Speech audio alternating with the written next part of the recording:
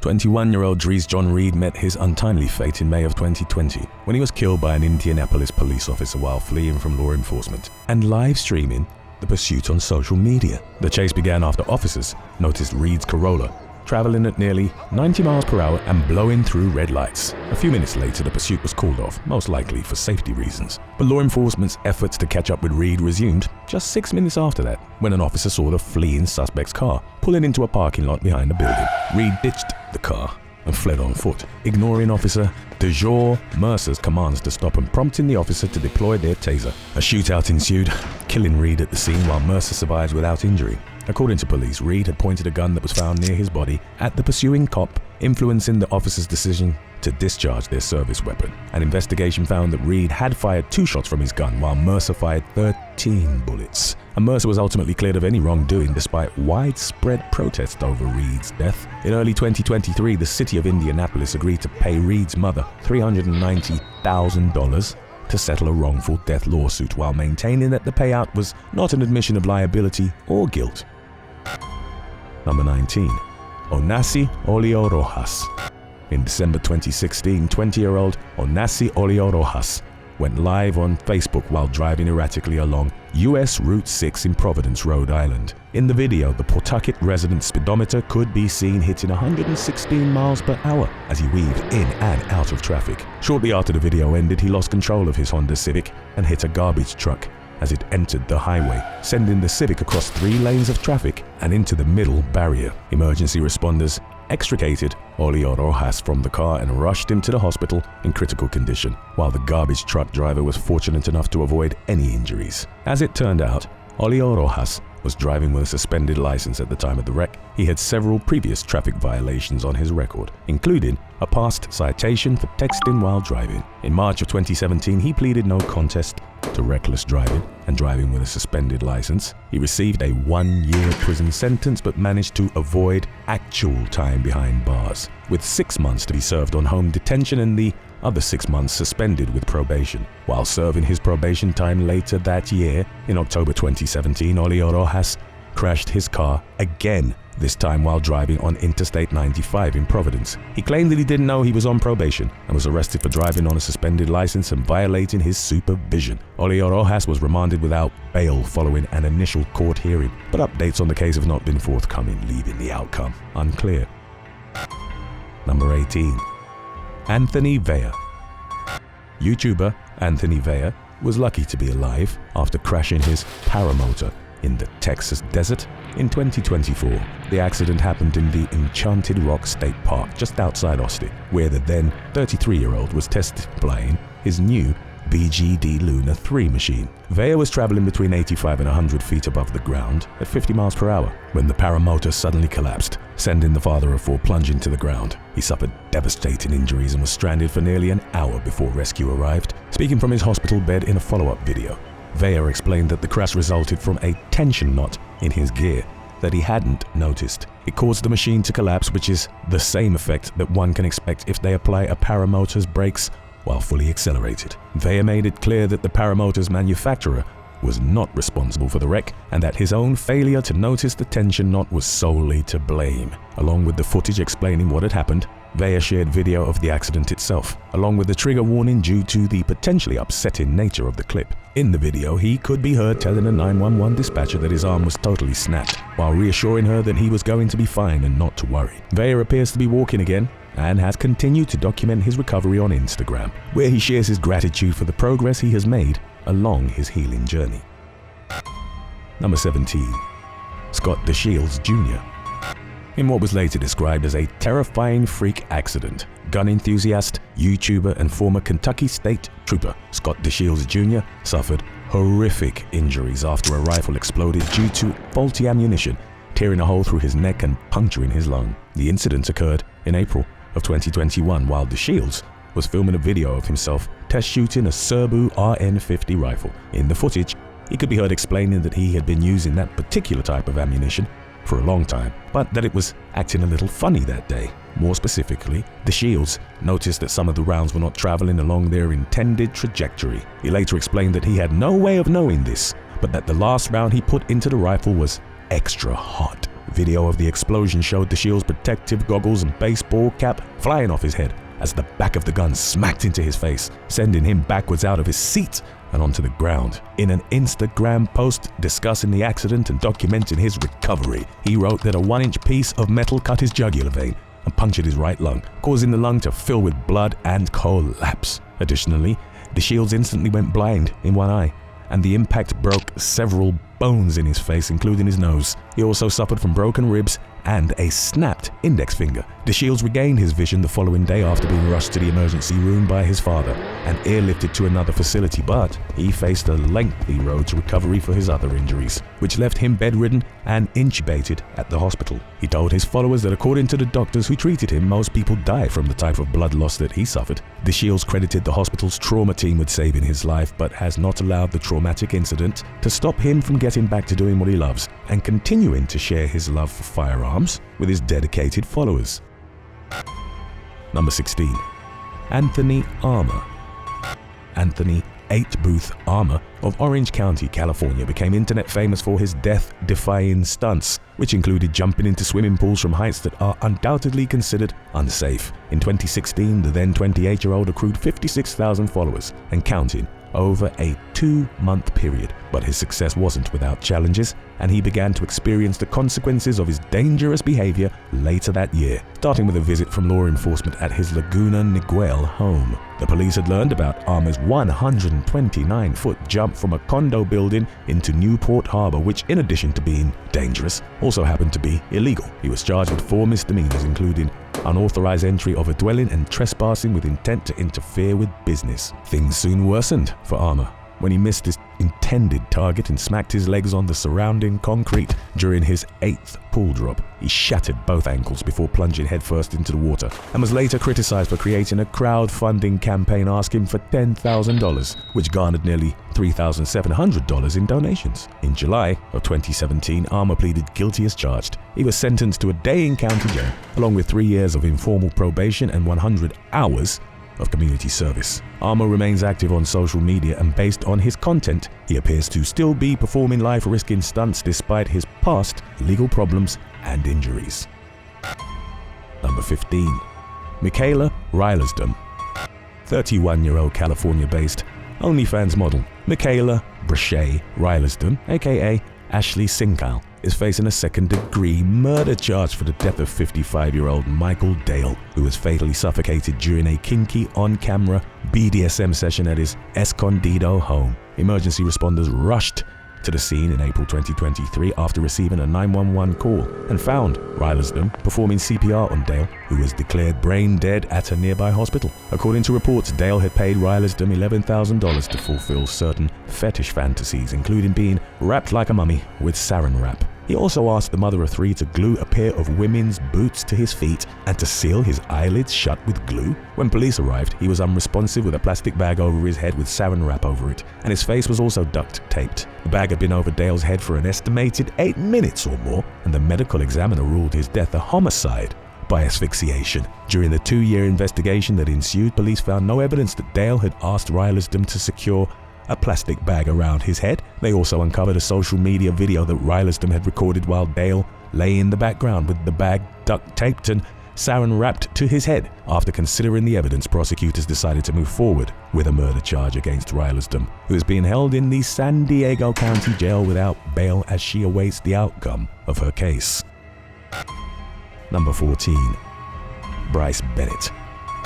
In late 2024, 22-year-old YouTuber Brice Bennett recorded a video as he barreled along 2 busy Connecticut highways on his motorcycle, hitting speeds of nearly 200 miles per hour. He probably would have gotten away with the life-risking joyride if he hadn't posted the footage online. But the clip caught the attention of the state governor's office, which tipped off the state police after receiving an anonymous complaint. The video showed Bennett's speedometer hitting 192 miles per hour as he weaved in and out of traffic. During the investigation that ensued, police reviewed 72 separate videos from 2024, many of which appeared to show Bennett driving recklessly and at high speeds. And while the clips contained disclaimers that the footage was filmed in Mexico, investigators determined that the videos were recorded along interstates between New Haven and Hartford, Connecticut. The content also featured disclaimers stating that the videos had no direct connection to the poster, but law enforcement traced the YouTube and social media accounts that were used to post the videos to Bennett. An arrest warrant obtained by the New York Post stated that 16 videos showed Bennett driving recklessly, exceeding 85 miles per hour with ease,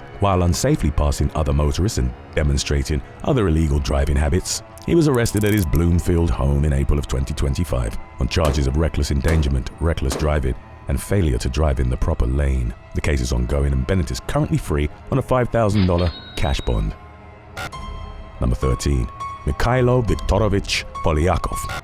In late March of 2025, American YouTuber Mykhailo Viktorovych Polyakov was arrested by Indian authorities for entering banned territory in the Andaman and Nicobar Islands. The Scottsdale, Arizona resident filmed a video of himself leaving a coconut and a Diet Coke on the shore of North Sentinel Island, home to the notoriously reclusive Sentinelese tribe. For the past 65,000 years, the Sentinelese people have lived on the island, largely cut off from the rest of humanity. Under Indian law, it's illegal to travel within 3 miles of the coast, not only because the Sentinelese have made it clear during past attempts at contact from outsiders that they want to be left alone, but because they lack natural immunity to many common diseases which could potentially wipe out the entire tribe. Despite being arrested, Polyakov was much luckier than some others who visited the island in the past. 7 years earlier, in 2018, American missionary John Allen Chow was killed by the Sentinelese after paying someone to transport him there illegally by boat. A devout Mormon, Chow wanted to bring the word of God to the Sentinelese people,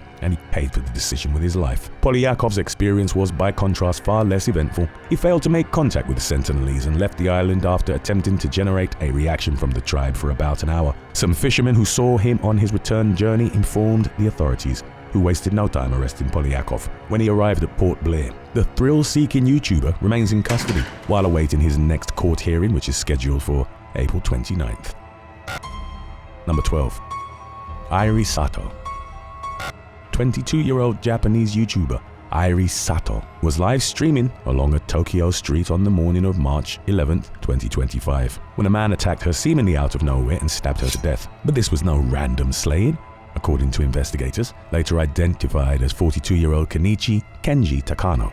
The assailant had tracked Sato down based on the surrounding buildings that could be seen in her live video. According to law enforcement, the two had become familiar with one another in 2021. After being arrested at the scene, Takano told law enforcement that he had lent Sato around $13,500 started in 2022, but that she had failed to repay the money. Both parties had previously spoken to police outside Tokyo regarding the dispute, which apparently was not resolved to Takano's liking. On the day of the murder, he traveled 60 miles from Oyama after noticing that Sato had started a live stream.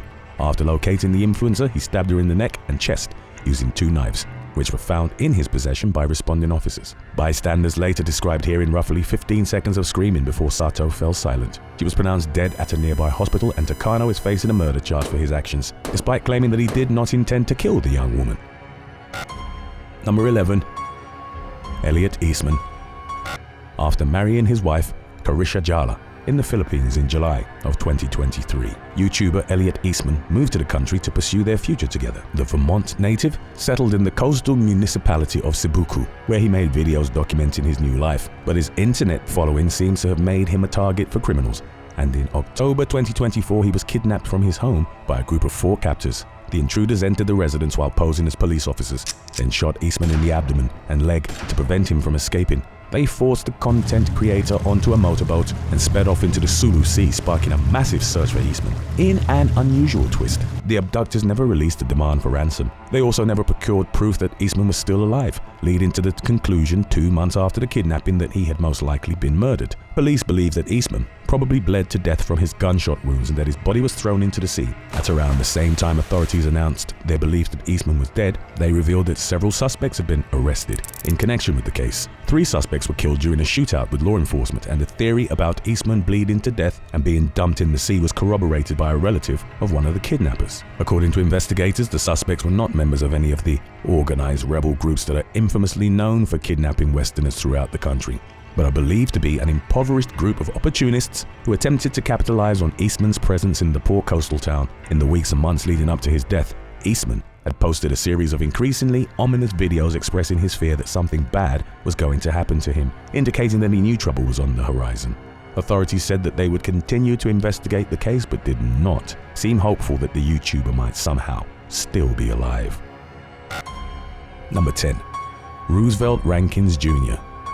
34-year-old Roosevelt Rankins Jr. was shot dead in Montgomery, Alabama, on the afternoon of January 23, 2020, while filming a Facebook Live video in his car. Police were called to the scene at around 3 p.m. after Rankins was struck by the fatal bullet, causing him to lose control of his car and crash. He was pronounced dead at the scene, while a man who was in the car with him survived without injury. Roughly 25 minutes into the 45-minute video, a shadow appeared to Rankins' right. He looked over and flinched right before a gunshot could be heard, at which point he dropped his phone onto the floor. The screen went black as Rankins attempted to flee by driving away from the scene, but his phone continued to capture audio. In the harrowing clip, someone could be heard yelling to call 911 and begging Rankins to wake up. The live stream went silent as emergency responders arrived at the scene, and the harrowing video quickly accumulated hundreds of thousands of views. Speaking to AL.com in the tragedy's aftermath, Rankins' heartbroken father said that he believed his son was possibly set up for a robbery. He called for an end to gun violence and said that he planned to start speaking out in support of change. In August of 2020, more than 6 months after the shooting, authorities announced the arrest of the suspected killer, 19-year-old Bakari Taylor, on a capital murder charge. Taylor does not appear to be in state or county custody at this time, however, leaving the outcome of the case unclear. Number 9. Nitekka Lennear. A social media beef between Florida women ended in deadly violence on September 2nd, 2020, when 27-year-old Nitekka Lennear was fatally shot during a fistfight at a Cocoa apartment complex while broadcasting the dispute on Facebook. While responding to multiple 911 calls about the incident, police found Lennear with 9 gunshot wounds to the chest, arm, back, neck, and side. The young woman was pronounced dead at a local hospital, and further investigation revealed that she had gone to the apartment to confront her former girlfriend, 21-year-old Anaya Thomas. In the video, Lennear could be seen approaching Thomas and her new girlfriend, 19-year-old Laniqua Bird, who also happened to be a cousin of Lennear's new girlfriend. The disagreement quickly escalated into a fistfight between the two couples, during which a female voice could be heard yelling, "Shoot her! Shoot her!" Multiple gunshots followed and Lennear could be seen collapsing onto the ground. In a statement, Cocoa police revealed that multiple witnesses had identified Bird as the shooter and Thomas as the person who verbally encouraged the shooting. Both women were arrested on suspicion of second-degree murder and remain behind bars at the Brevard County Jail amid their ongoing cases. Number 8. Anthony Gelia.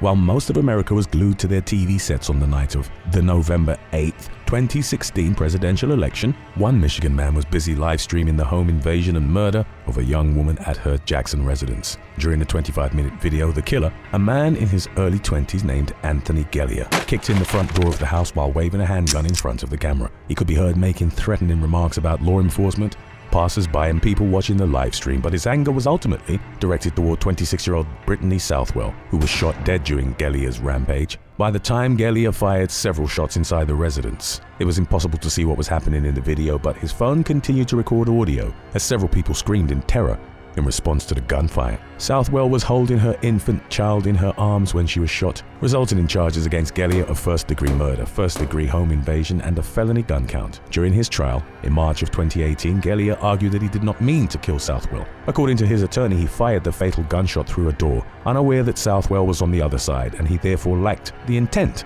necessary for a first-degree murder conviction. The defense pushed for an involuntary manslaughter conviction, but the jury found Gelia guilty as charged, landing him with an automatic life sentence without parole. Number 7. Terrill Smith. 46-year-old Terrill Smith of Washtenaw County, Michigan was a local celebrity of sorts who made a name for himself with his brutally honest Facebook Live videos. He filmed the segment called Rel's Corner in Ypsilanti while expressing love for his home city and getting into the occasional beef with others who harbored opposing viewpoints. Smith apparently ticked off the wrong person on June 28, 2022 when he was shot dead during a late morning broadcast. According to police, he had exchanged heated words with a threatening commentator shortly before the shooter showed up at his house and fired upwards of 30 rounds. Shortly after the murder, Smith's mother described her son as a comedian, telling Fox 2 that Terrill disrespected people and they got mad. She explained that the deadly dispute leading to her son's killing started after Smith laughed at a video of another local man being knocked out during a fight. Several days after the shooting, police announced the arrest of 24-year-old Sharif Bonner on suspicion of murder. Two additional suspects, 41-year-old Martita Bonner and 25-year-old Jemiah Castion, were charged with conspiracy to commit homicide, while 18-year-old Tyree Pitts, 19-year-old Corion Joseph Brown, and 26-year-old Andre Walker were later arrested on various charges in connection with the case. According to investigators, the suspects were linked to the crime through Ring doorbell camera footage, which showed 3 vehicles approaching the crime scene. The group had decided to confront Smith face-to-face after becoming angry about Smith's candid words, stopping at Bonner's apartment along the way to retrieve the murder weapon. All 6 defendants took plea deals admitting to their roles in the shooting. Sharif Bonner was sentenced to life in prison for first-degree murder and multiple gun charges, while Tyree Pitts received a 30 to 50-year sentence for second-degree murder. Corion Joseph Brown also pleaded guilty to second-degree murder and was sentenced to 18 to 27 years behind bars, while the remaining 3 defendants admitted to lesser charges and were sentenced to probation. Number 6. Tanner Cook. In what was later described as a simple prank gone wrong, a Virginia-based YouTuber ended up in the intensive care unit with a life-threatening gunshot wound. The incident occurred in April 2023, when then 21-year-old content creator Tanner Cook got into a fight with 31-year-old delivery driver Alan Colley while filming a video at the Dulles Town Center in Leesburg. According to news reports, Cook was following Colley around the mall's food court when the fight between the two and the subsequent gunfire broke out. Believing that a mass shooting was happening, terrified guests dispersed in all directions as they ran for cover. The confrontation, which lasted for less than 30 seconds from start to finish, was captured on video, which showed Cook approaching Colley as he picked up a food order. Cook held his phone close to Colley's face and repeatedly played a phrase using Google Translate, while Colley could be heard telling him to stop at least 3 times. Colley backed away from Cook and tried knocking the YouTuber's phone out of his hand, but Cook continued to advance toward Colley until he pulled a gun and shot Cook in the chest. Colley insisted he was acting in self-defense but was charged with multiple crimes and detained pending the outcome of his case. During his trial in September 2023, his defense attorney argued that Colley felt threatened by Cook, who confronted him as part of a prank that was supposedly designed to make the accused shooter feel provoked. A jury acquitted Colley of aggravated malicious wounding and discharging a firearm within a building, but convicted him of use of a firearm in the commission of a felony. He was sentenced to time served. Despite the near-death scare, Cook continues to make videos for the Classified Goons channel, which yields him a comfortable income of $2,000 to $3,000 per month. Number 5. Johnny Knoxville. Just weeks ahead of the Jackass Forever premiere in early 2022, stuntman Johnny Knoxville revealed that he had been seriously injured while filming a rodeo stunt for the film. While guest starring on The Howard Stern Show, he said that he had suffered a brain hemorrhage after being knocked into the air by a bull, causing his cognitive abilities to experience a steep decline. Knoxville also reportedly suffered a broken wrist, a broken rib, and a concussion from the stunt gone wrong. The then 50-year-old further explained that the impact of the injuries on his mental capacity became evident when he underwent a battery of tests for a neurosurgeon. He scored a 17 out of 100 when it came to his ability to pay attention and underwent a series of different treatments to improve his thinking, including having his brain stimulated by magnets for half-hour sessions. Knoxville wasn't the only cast member who was harmed during the filming of Jackass Forever. Jason Acuna, better known as Wee Man, said that out of all the movies they had made, this one hurt the most. Steve-O was hospitalized due to onset injuries, while Dave England broke a tooth during a prank called the Toilet Geezer. Zach Holmes became infected after gliding into a cactus patch, and even the cameraman broke his ankle, proving that the risk of injury extended past those who were featured in the film. Number 4. Antonio Perkins.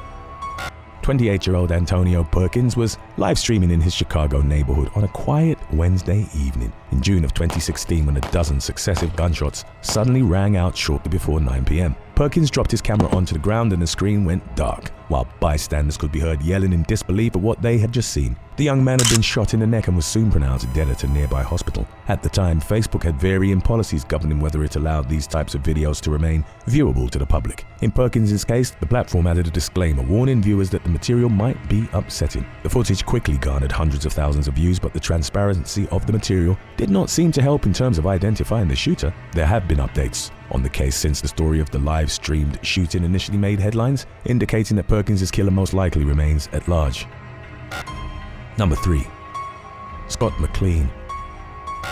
During the summer of 2011, Australian stuntman Scott McLean revealed that he had nearly died while filming a car chase scene for The Hangover Part 2. He smashed his head into a truck while doubling for actor Ed Helms, leaving him with a life-threatening laceration that tore flesh right off his skull. In the scene, several of the movie's characters were being chased in a taxi by a pair of Russian mobsters on motorcycles. McLean was tasked with hanging out the window with a monkey in his arms, and the taxi was supposed to dodge the truck that it ended up colliding with. Onlookers were reportedly convinced that McLean was going to die, but he defied the odds and pulled through after being rushed to the hospital and placed in a medically induced coma to minimize the damage. He suffered from some pretty serious brain injuries though, and had to relearn to do basic tasks like walking, eating, and talking. In September 2011, McLean sued Warner Brothers for his medical costs. The company had initially helped out with his medical bills, but had reportedly stopped paying, leaving the stuntman high and dry while he continued to recover from his injuries. Later that year, McLean voluntarily dismissed the lawsuit, only to later tell the Sydney Morning Herald that he was disappointed, upset, and disgusted by the outcome of the case. Today's topic was requested by DAP from BHZ and Nebra Lester 1368. If you have any other topics you'd like to learn about, subscribe and let us know in the comments section below. Number 2. Twitch death threats. Twitch live streamers Imairu, Valkyrie, and Sinner were participating in a week-long streaming marathon in Los Angeles in March of 2025 when a man named Russell approached the trio. He seemed harmless at first, but he threatened to kill Imairu when she refused to give him her phone number. In the video, Imairu, whose real name is Emily Shunk, could be heard telling the man that she didn't have her phone. When he suggested entering her phone number into his phone, she apologized and said she didn't know how to use a phone. The trio of streamers walked away, but could be seen running moments later as the man chased after them and yelled, "I'll kill you right now." At some point before security got involved, the suspect managed to slip away from the scene. A search was carried out, but Russell was not found. It's unclear whether he's been identified since then or if authorities plan to pursue charges against him. In a follow-up stream 2 days later, Valkyrie and Sinner confirmed that they had spoken to the Santa Monica police about the incident. They both became emotional as they discussed the complexities and challenges of being female streamers, as well as their gratitude that no one was harmed. Number 1. Hora Sadat. When the Taliban seized power over Afghanistan during the summer of 2021, 25-year-old content creator Hora Sadat refused to let the new ultra-conservative government silence her. She continued to voice her opinions even as the Taliban tightened its seemingly ever-shortening leash on women's rights to participate in public life. In August of 2023, Sadat died under mysterious circumstances in Kabul. She was reportedly poisoned after attending an event, but details surrounding the incident were about as scarce as one might expect when it comes to the death of a woman who refused to conform to the strict standards of her country's ruling body. Sadat's followers became concerned for her well-being shortly after she fell silent on social media. Days later, the Taliban announced that it had arrested 2 people in connection with her death, but the details surrounding the young woman's murder, including the identities of her alleged killers and their motive, remain shrouded in mystery. Thanks for watching. If you were guaranteed never to work another day in your life, would you agree to let a camera crew follow you around 24/7 for the rest of it? Why or why not? Let us know in the comments section below.